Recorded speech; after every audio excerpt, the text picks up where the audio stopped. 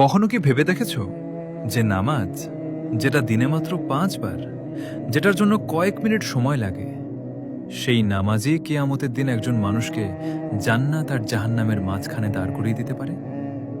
আজ অনেক মানুষ আছে যারা নিজেকে মুসলিম বলে, আল্লাহকে বিশ্বাস করে, রসূল সাল্লাল্লাহু আলাইহি ওয়াসাল্লামকে ভালোবাসে, কিন্তু নামাজ পড়ে না।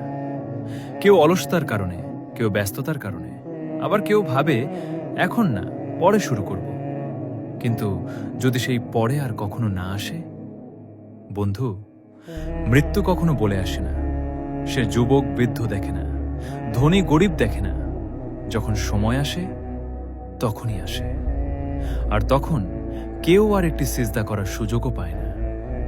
কোরআনে আল্লাহ তাআলা নামাজের ব্যাপারে অত্যন্ত গুরুত্ব দিয়েছেন, কারণ নামাজ শুধু একটি ইবাদত নয়, এটা একজন বান্দার সাথে তার রবের সম্পর্ক। যখন একজন মানুষ নামাজ পড়ে, সে আল্লাহর সামনে দাঁড়ায়, তার কষ্টের কথা বলে, ক্ষমা চায়, তার রবের সাথে কথা বলে। কিন্তু যখন একজন মানুষ নামাজ ছেড়ে দেয়, তখন সে ধীরে ধীরে আল্লাহ থেকে দূরে সরে যেতে থাকে।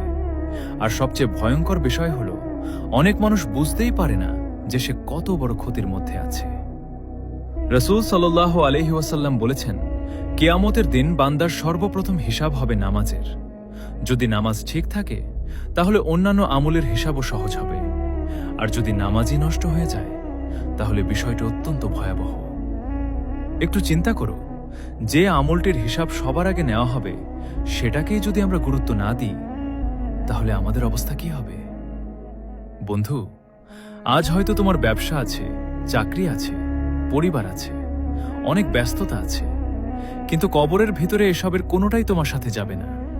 যা যাবে তা হলো তোমার আমল, তোমার সিজদা, তোমার নামাজ। হয়তো আজ তুমি একটি নামাজ ছেড়ে দিচ্ছ, তারপর আরেকটি, তারপর আরেকটি। একসময় নামাজ ছাড়াই জীবন কেটে যাচ্ছে। কিন্তু মনে রেখো, শয়তান কখনো একদিনে মানুষকে পথভ্রষ্ট করে না। ধীরে ধীরে, একটু একটু করে আল্লাহ থেকে দূরে সরিয়ে দেয়।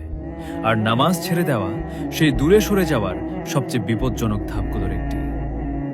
কিন্তু যদি তুমি অনেকদিন নামাজ না পড়ে থাকো, তবুও হতাশ হয় না, কারণ আল্লাহর রহমত এখনো তোমার জন্য খোলা। তুমি আজই ফিরে আসতে পারো, আজই অজু করতে পারো, আজই প্রথম সিজদায় মাথা রাখতে পারো। হয়তো একটি নামাজই তোমার জীবন বদলে দিতে পারে। হয়তো আজকের সেই একটি সিজদাই তোমার মুক্তির কারণ হতে পারে। তাই বন্ধু, যদি এখনো নামাজে অনিয়মিত হও, তাহলে দেরি করো না, কারণ আমরা জানি না আমাদের পরবর্তী নামাজের আগে মৃত্যু আসবে, নাকি পরবর্তী মৃত্যুর আগে নামাজ।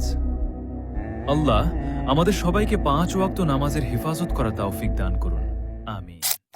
তো বন্ধুরা, আশা করি আজকের ভিডিওটি আপনাদের ভালো লেগেছে।